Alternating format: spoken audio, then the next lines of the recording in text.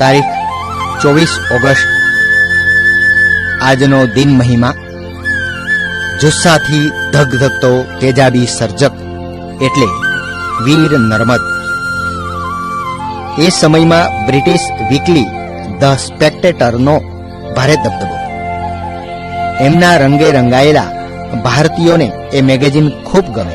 ગુજરાતનો એક માથા ફરેલ પત્રકાર, એને થાય કે ગુજરાતીમાં આવું કોઈ પ્રકાશન નીકળે તો. મિત્રોની મદદથી નર્મદા શંકર લાલશંકર દવે નામના એ નાગર યુવકે દાંડિયો પીટ્યો. દાંડિયો એ એના નવા સમાચાર પત્રનું નામ હતું. પ્રેમ અને શૌર્યની કવિતાઓ ગાનાર અને નિડર પત્રકાર નર્મદનો જન્મ તારીખ 24 ઓગસ્ટ 1833 ના રોજ સુરતમાં થયો હતો. આ